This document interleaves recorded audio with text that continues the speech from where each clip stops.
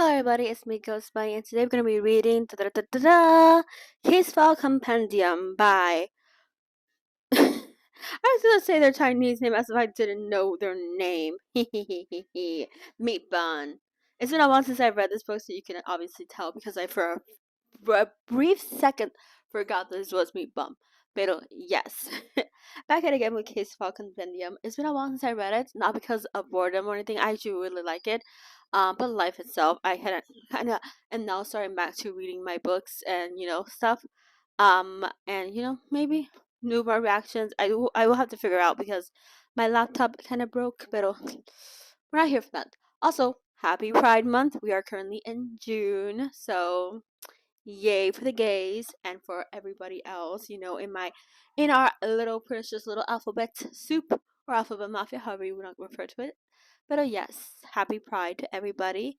And yeah, well, before I start reading, let me just give a couple of disclaimers. And then I said one, I have no affiliations with neither Meat Bun or with Seven Seas. This is not an official audiobook. This is just for the funsies. So if you want to find any official audiobook, I'm pretty sure there is one. You can find it on the internet. And disclaimer number dos is that I am not native or even close to fluent Chinese or Mandarin speaker. So there will be names I will be mispronouncing, not on purpose, or in an attempt to make a mockery or fun of the Chinese/Mandarin language. It's very beautiful. And yeah, I'm not trying to make fun of it. And if you're very curious, you can find a lot of beautiful songs and a lot of beautiful books that are written in the language. The original book obviously is written in Mandarin Chinese. I think there's a Cantonese version out there, but all that to say is that just because I mispronounce the names or not say them properly, it's not because I'm trying to make fun of it, but just my my lack of knowledge really is a curse upon me. Pero yeah, chapter. Disclaimer number 3 is the fact that even though I do speak English quite fluently, as you can hear, I am not a native English speaker. I am a native Spanish speaker. So, there will be words even in English I will be making mistakes on because I don't know, with English it just happens a lot more. But yeah, like I said previously, but I'm gonna say it again, is that this is not an official audiobook. I will probably do a little bit of improv, a little bit of character building upon just me reading. It just happens. I like getting into the book. I like giving my commentary and opinions because it's fun. So if you like that, then welcome. But yeah, let me stop my yapping and start reading. Also, I did have to read a little bit of the earlier chapters because I did kind of forget a little bit because it's been a while since I've sat down and read it. Pero if you guys have not been keeping up, you guys can go to the playlist. I have a playlist entirely with the previous chapters if you want to get up to date with where we are. Pero with that being said, let us begin with chapter 5. He got divorced. Eh? The A wasn't there, but I added it. So let's begin. It didn't seem like our good doctor, Xie Xingchen, planned to explain further. He merely asked, Xishui, never told you? She didn't. Maybe she thought it was my personal business. You fell quiet for a moment. You and Li Rochi weren't right for each other? Li Rochi was, our good doctor's ex-wife. Hayu had a very deep impression of that woman. He thought there was something wrong with her, because, how could someone walk into a marriage, often, touted as the grave of love, with a man patern- as patronizing as and cold as this mofo, our good doctor? In Hayu's memory, our good doctor seemed devoid of desires. It was like he ought to be, always sitting at his office desk in a near and proper white lab coat against the background of some overly flowing bookshelf, giving off the ice cold and sobering scent of disinfectant. Hayu found it hard to believe that our good doctor would love anyone. He found it even harder to believe that anyone would love him back. He's like, look, you falling in love? Doubt. Questionable. Someone falling in love with you? Now that. X for doubt, my good sir. X for doubt. But, Dr. Xie, really had gotten married. Yu still remembered his wedding, the wedding day. He had gone at his mother's behest. He went there on his mom's behalf to get the newlyweds a gift. So yeah, it was a strange day. He hadn't even bothered to change out of his school uniform after the driver dropped him off at the hotel. He walked in casual wearing in ca- he walked in casually wearing his white athletic shoes, his backpack slung over his shoulder, hands shoved into his pocket of his school issued gym shorts. Our good doc was welcoming the guests. The team of wedding professionals had put makeup on him. He stood in the center of the crowd, his back as straight as a ruler, his his bearing dignified, with pitch black brows, and eyes that resembled fallen stars. The masters of ceremonies was saying something to him. It was too loud, and, well, our good dog was tall and couldn't hear clearly, so he tilted his head and leaned down to let the MC, that the MC speak directly into his ear. In contrast to those around him, well, our good dog's face, it seemed shockingly pale, like thin porcelain under a spotlight, so frail it would shatter at the slightest touch. His lips were slightly pale too, as though the blood in his veins had been frozen under a layer of ice. Skin clear and pristine, lips like red plum blossoms blossoms frosted with snow. Honestly, I love how you describe him, babe. But good thing you don't like him or have any homosexual feelings for him, because you could have easily fooled me. Just saying, some less wiser men would have thought differently. Just saying. Pero yeah, though, you didn't like men. He was someone who appreciated beauty. Yeah, keep telling yourself that. At that moment, you imagined that the proposal between Li Rochi was who was very pretty to be honest, and our good doc, might have gone like this. Good doctor would be dressed in pure white, his usual ballpoint and fountain pen clipped to his breast pocket, with his hands in his pants pocket, standing like an untouchable alpine flower. Then, in an unrepentantly insufferable tone, he would say to the young lady, "I'm going to marry you. You can go ahead and thank me on your knees." Very dumb of him. Yu was a master at pretending, so of course he wouldn't voice his genuine thoughts. With his messenger bag slung over his shoulder, Yu walked up to the handsome groom and beautiful bride. Smiling, he said, "Dr. Xie, Saozi, this is," began Li Rochi. He's a friend's son," good doctor said by way of introduction. He had an agreement with the He family. He wouldn't tell, you know, outsiders that He Yu was his patient. "So pretty! What a good-looking kid!" Little Chi complimented. "Thank you."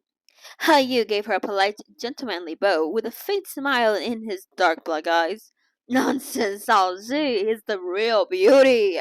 The teenager retrieved a thick, sealed red envelope from his canvas bag. He said gently and refined, "Wishing you and Dr. Xie everlasting and blissful marriage."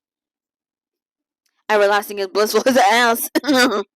Back then, he already had an inkling that no one would be able to put up with that man. Especially a man like Xie Xing Cheng, our good doctor. But he hadn't expected the marriage would really be so short-lived. Could he have magically manifested this? Could be, but who are we to tell? He Yu resisted the building.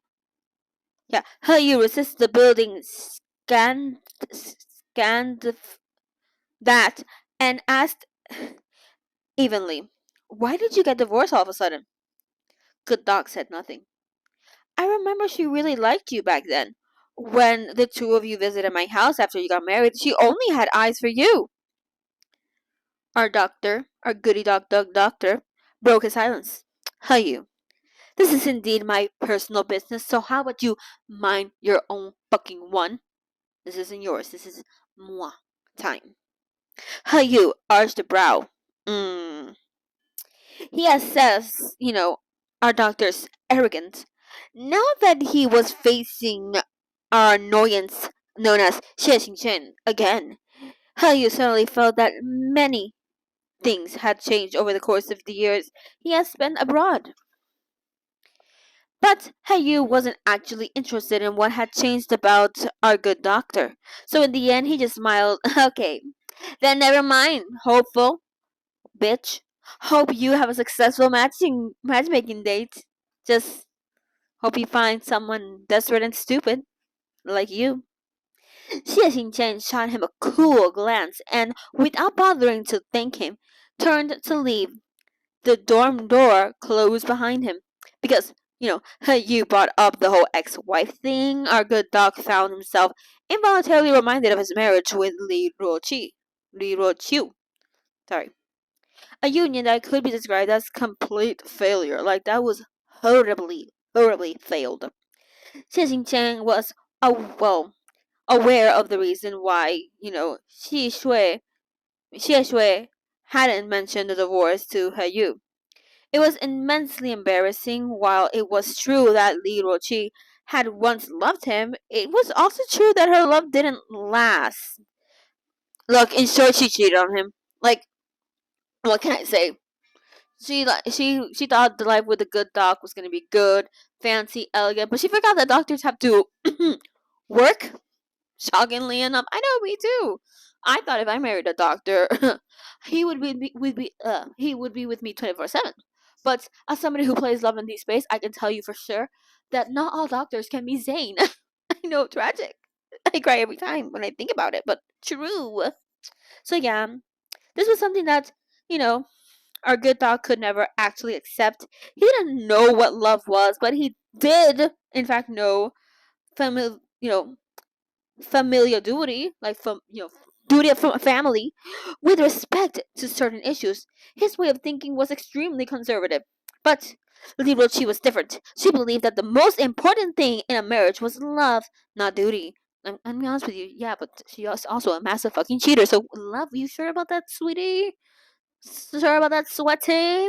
Thus, their marriage eventually fell apart, even though she was the one who had fallen in love with a married man. Dun dun dun! Oh my god, gossip. She still cried and lashed out at her good doctor afterwards. Like, mira, mija, you were the one who did the cheating. The fuck? She told him he only had eyes for his work, that marrying him was no different from marrying a frigid copy of his work schedule. Miranda, you decide to marry a doctor, and you are surprised that the doctor has to do doctor work? Doctors work basically 24/7. That's a 24/7 fucking job. Are you, Nana, are you okay up there? Clearly the answer is no. Pero, yeah. In all honesty, this wasn't an unreasonable criticism. Our good doc knew he wasn't a sentimental man, but he also knew that he had a job to do, so maybe he had to, balance work and life a little bit better. He could have tried. So, yeah, but she still could have not cheated on him. Just saying. Throughout the relationship, our good dog had never felt any sort of love for her. Then why did you ask? Never mind. She had pursued him for many years, and as they got to know each other, he also began to feel that she was a suitable partner. In due course, they got married. So he didn't really love her, but at the same time, she didn't have to cheat on him. Just saying that this relationship was bound to be, destroyed, bound to break from the get go. They shouldn't have just not married at all. But it's easier said now after the whole divorce than, well, I wasn't there before the divorce, to be fair. I'm just a passerby. I'm a third party. I have no involvement in this case, whatever. After they tied the knot, he didn't shrink a single day of responsibility expected of him as a husband. But that wasn't the type of marriage she wanted. Our good dog was very responsible, but he wasn't romantic, and his personality was rather indifferent. He could remain rational and calm even in bed. The fuck? Even, never succumbing to or indulging in any desires. Did he never fuck her? It was as if he was completing a task or fulfilling a duty that one was obligated to do after marriage. But he did so without much passion, so he fucked her, but unpassionately. Thus, her heart gradually cooled. She cheated on him, then told him, Xie Xingchen, you're a heartless person. Even to this day, you still don't understand.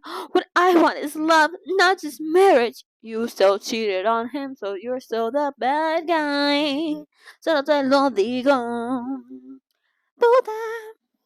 But what was love? Not cheating on your husband. You had problems, you could have therapy or divorce.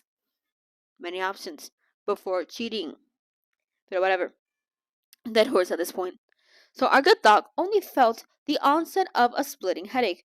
Who knew how much effort it took for him to refrain from slapping the table in rage? Thank goodness you said the table, because I was like, we're not going into a domestic, are we? He glazed. Sorry. He gazed at her for a very long time. In the end, he spoke numbly. His voice was calm as still water. Does that man love you? He has a wife and daughter. How sincere do you think he is about you? And rightfully so. Clock that deep. She looked up, her eyes burning with something that our good dog couldn't understand at all. I don't care if he has a wife and a kid, Lirochi said. I just know that at the very least, he's passionate when he holds me. I can hear his heart beat faster, unlike you. Xie Qingchen, you're perfectly prim and proper. You never mess around with other women. How dare you be faithful? You let me manage the money in the household, but your heart, when you're with me, is like a dead man's ECG. We've been married for so many years, but it only ever been a flat line. Life is short. Just a few decades, he was bound by an unhappy marriage, just like me. Now I've come to a realization. I don't need status, money, or even reputation. Other people can call me loose, a slut, a whore, a harlot, if you must, if they feel like it. But I only want to be with him. Applause for that acting. Our good dog closed his eyes, the cigarette in his hand about to burn his fingers. Hiroshi, have you gone insane? There's no such thing as love. Love is just a reaction caused by the dopamine in your body. It's your hormones acting up.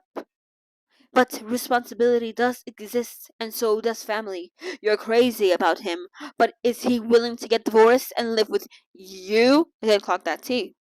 After a moment of silence, the flame in Lirochi's eyes blazed even more. Finally, she said with tearful resolve, I just don't want to have regrets. Xie Xingchen, love does exist.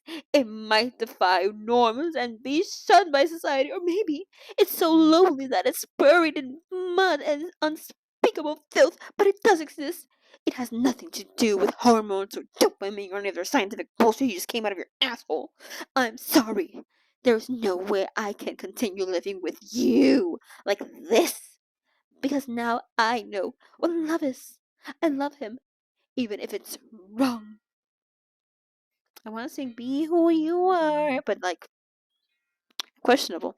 Despite the many years that had passed since the divorce, our good dog still found the conversation absurd every time he thought of it. If love was what made someone walk into the fray, despite knowing very well that it was wrong, if love made them stand but their mistakes despite knowing full well that they were stepping into a bottomless abyss to the point that they could disregard anything from infamy, scorn, principles, morals, to life itself, then to him this seemed like less than like a type of affection and more like some type of disease. He couldn't emphasize at all. He had no empathy. Although our good dog's personality was staunch, when all was said and done, he was still a straight man. Sorry, weird cough. Who had internalized traditional chauvinistic, sorry, stupid English, chauvinistic ideals. When his wife cheated on him and ran off with a married man, that betrayal pained him deeply. He didn't really care about her, but he cheated on me. The betrayal hurt more. After his divorce, our good dog carried on. He went to work, wrote his manuscripts, and taught his students as usual. He didn't seem upset at all, yet it was plainly obvious to everyone around him that he was rapidly losing weight. His cheeks were becoming slightly sunken, and his voice rasped when he spoke. Concerned that the university would go viral on Weibo if Xie Xingchen kicked the bucket, then, the dean advised him solicitously, Professor Xie, if you're feeling unwell, you just take some time off and go rest at home. You mustn't push yourself too hard. The dean supervised the dean surprise yeah. To the dean's surprise, our good dog tossed a flash drive at him. In it was the compressed folder of PowerPoint presentations, the most recent materials for his course. Given how complex and dense the course were, the dean realized that even at the height of his intellectual and physical prowess, he would have had difficulty putting them together so quickly. Do you still want me to go home? Our good dog leaned back against his office chair, interlocking his slender fingers. He was so slight, he resembled tissue paper, and so thin his silhouette resembled little, dark smoke. Yet, when he looked up, his gaze was still unexpectedly clear. One could even say, cold sharp. I don't know why I felt like the from the old CSI thing was merit, but I don't know, I felt like it. Just in my bones, just felt the need to, you know? Well, back on the book. I don't want to rest, our good dog continued, but please make sure that there's someone that, other than me, who can prepare the first lecture of this course to this standard, which is high class, baby. Naturally, there was no one who could step up to the plate. The dean could also tell from our good dog's blazing gaze that his worry that the university could go viral on Weibo was, well, unfounded for the time being. Those were not the eyes of someone who was about to be shriveled up and die. Oh, by the way, for those guys who do not know, Weibo is a Chinese platform. It's very similar to Twitter. Some people refer to it as Chinese Twitter. I do have a Weibo account, just in case you guys are wondering, and you wish to follow me. I do have a Weibo account. Do I speak any ounce of Mandarin Chinese? No, but I do use that translator app, as it might highly dependent on it. So, if you want to hit me up on Weibo. Go on. I also have Xiaohongshu, also known as a red note, red book, however you wish to refer to it. But also go ahead and give me a quick little follow, baby. Follow it, follow. Follow. But yeah. Also, I'm gonna be taking a photo of the beautiful image of our good doctor. He is hot and sexy. He is smoking. I'm not necessarily into smoking or into smokers, but I don't know. It kind of makes it work. But yeah, I'm gonna take a photo so you can see the beautiful man. Also the pretty little plants, because I love plants. They're so pretty. But yeah, back to reading. But hardly anyone knew that in order to keep working properly, in order to bury those shattered emotions at the bottom of his heart, our good dog would sit in his bedroom and smoke. Also, that's what the home. This was his room. He has a lot of plants. But he would sit in his room and smoke when he was at home. Even when he started coughing uncontrollably, he refused to stop. That is a bad habit. Do not follow. It was as if he wanted to dye his lungs black, as if he wanted to turn the entire house into a nicotine paradise. His neighbor, Aunt Lee, simply couldn't bear to see him in that state, and also she hated that smell. You guys don't know, but smoker smell, it's not that good. I've been around smokers, and the smell is, ew. It's not good, not good. No bueno. No, no, no. In the beginning, the Xie family had been quite well off, as both his parents were high-ranked members of the police force. Later, however, they committed a major error when handling a case, and well, they were both demoted to the lowest of ranks. At the time, his mother also fell ill. In order to pay off, her treatment, they sold their large house and moved into an apartment in a small alley in an old city district of Hozao. They pinched pennies to survive, but came to know many enthusiastic neighbors along the way. Our good dog hadn't even come of age when his parents passed away, yet he had to take on the responsibility of being the head of the household. All the neighbors pitied the Shia children and made sure to look after them, and Auntie Lee was especially attentive to our good baby doctor. Auntie Lee was a little younger than, our good dog's mom. She liked kids, but she never married and had no children of her own. She treated the Shia siblings as though they were her own precious babies, especially after their parents died.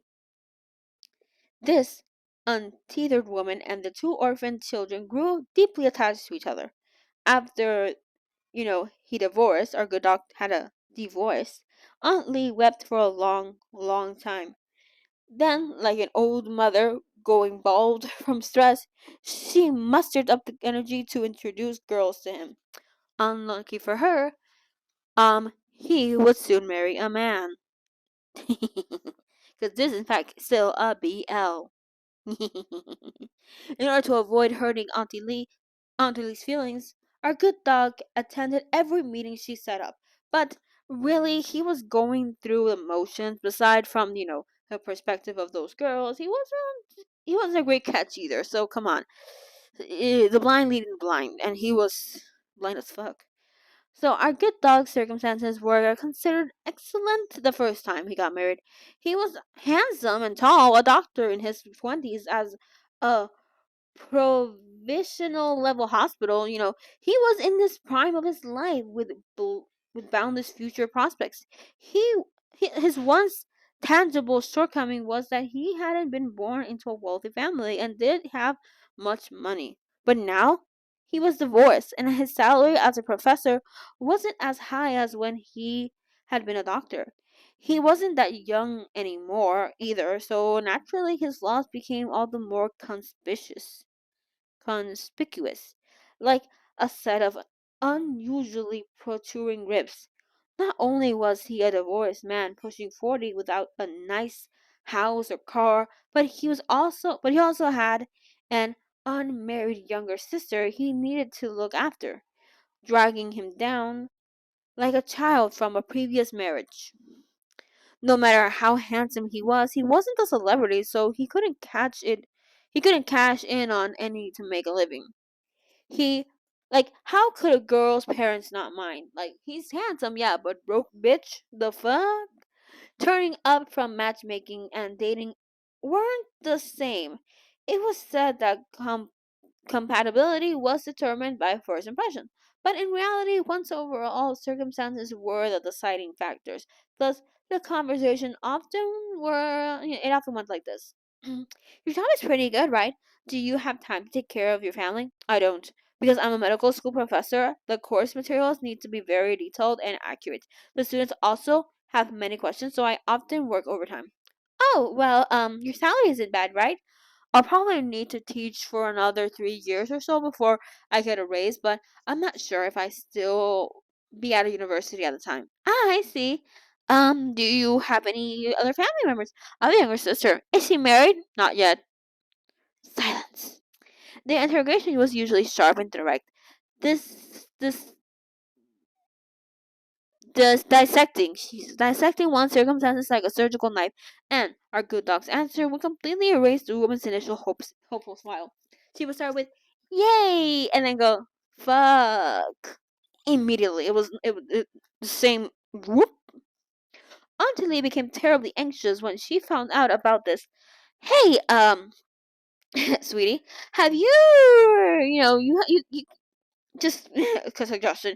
You have to talk yourself up on matchmaking dates. See the positive parts of you. Just it's all established conversation. Everyone else is bragging, but you, you get there and downplay it yourself from the get go. Please, I'm begging you. People will think you're even lousier than you are. So, like, honey, darling, baby cakes, would you know if you're established a bit? Like, could you, like, I don't know, bullshit a little bit? Go, like, yeah, I have the biggest cock known to mankind, maybe. I don't know, just say something positive. Positive. Our good dog originally wanted to say, I don't want to remarry, but when he met Auntie Lee's worried and sorrowful eyes, the words that came out of his mouth turned out to be, I've grown used to it. Sorry. Auntie Lee looked at him with wide eyes. After a while, she sounded slightly choked up as she said, Child, you're so wonderful. How could Buddha possibly not bless you? I burn incense and pray every day asking the heavens to find a fated marriage for my precious one. Then, even if I died right now, it would be worth it. Auntie Lee, please don't talk nonsense. I am an old bag of bones. Why should I be afraid? But you're different. You're still young. If you don't live well in the future, how could I face your dad and Mu Ying in the underworld? Auntie Lee cast her net, looking for all types of girls in hopes that she could find a suitable marriage partner for him. See, that's your mistake. Look for the men. Probably one of them, specifically one bratty one, could be his soulmate. You just have to branch more and further and stop only females. Get the males in there too. Our good dog didn't like this one bit. He was a He was a proud, arrogant, and unyielding man. He was unwilling to lie and disliked being scrutinized. As a result, his state of mind had done a 180 compared to when he had gone on a matchmaking date with Li Rochi. Now, he was certain he would never share the rest of his life with anyone else. I'm unlovable and unwanted, and no one deserves me, but I also don't want those fucks. But with his patriarchal personality, how could he bear to let his friends and family cry and hurt because of him? He had to see them live happily under his protection and care. Yeah. Thus, in order to make Auntie Lee a little happier, he still agreed to go on those matchmaking dates that were akin to job interviews, even though the results was always a foregone conclusion. His matchmaking date today was with a much younger woman named Bai Jing, who worked as a luxury sales container in Huzhou's most fashionable market. A relative of hers was apparently a professor at the famous medical school in this coastal city overflowing with wealth. There was plenty of rich people with millions in assets. Bai Jing spent her day amid the excessive extravagance of the luxury goods counter, listening to the obnoxious bragging of the men and women who frequented the store. This inevitably gave her the misconception that she was also very posh and glamorous. With her nose in the air, she judged people by the logos on their clothes. Puta. Those boys wearing Adidas and Nike were immediately labeled as penniless. En serio? Wretches in her mind. At any rate, they'd have to throw on some Prada at least to be good enough to talk to her. Chamano, como mierda. When Xian Xinchuan, why do I say like that? Our good doctor, Xie Xingchen, arrived at the cafe. Bai Jing was talking to her bestie on the phone. Yeah, totally.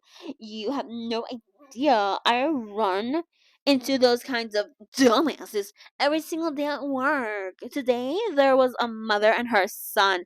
Ew. I don't know what the son was wearing. It was probably some Taobao bullshit. If I weren't such a professional, I would have rolled my eyes so hard. Wearing Taobao to shop at a counter? Our counter? Don't you think that's hilarious? Bitch? I like how they didn't put a translation for Taobao. Does everyone know that? Is that common knowledge? By the way, Taobao is like a Chinese shopping website. Similar to like, I don't know, Amazon or something like that. I don't know. No, not Amazon. Maybe more like eBay. Yeah, let's go with that. It's more similar to like eBay or like what else? Wish or like Shein. You know, that type of stuff. It's around that quick fashion type. Okay. Holding a teaspoon with her Holding a teaspoon with her diamond adorned pinky, outstretched. She stirred her little cup of coffee. Bai Jing listened to her friend's reply and covered her mouth as she laughed. What can you what can you buy with that?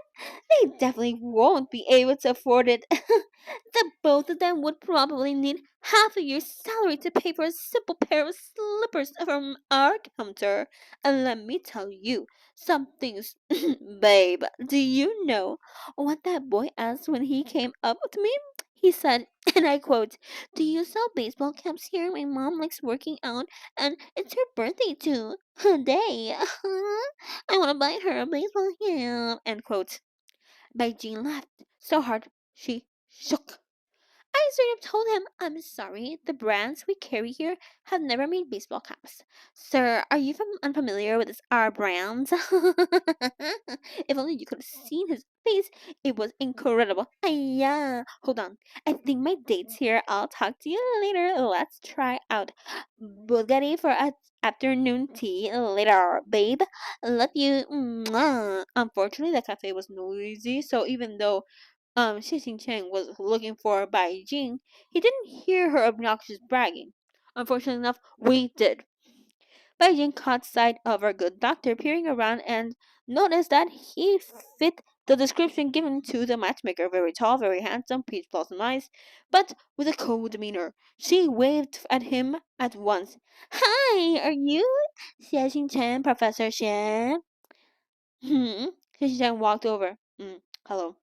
Bai Jing gave him a once over before finally locking her gaze on his she what the fuck at his simple t-shirt. Suddenly a smile spread across her face as her voice coyly went up an octave. "Hello, hello, I'm Bai Jing." And that is the end, thankfully, because I don't want to. Oh goddamn! Next time I have to read, I have to keep reading her.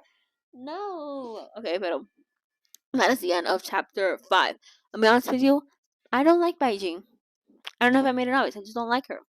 Her vibes completely off. Just don't like her. She sounds very bitchy. And again, I just don't like people who think they're better than other people just because they got money. And it could be because I'm broke.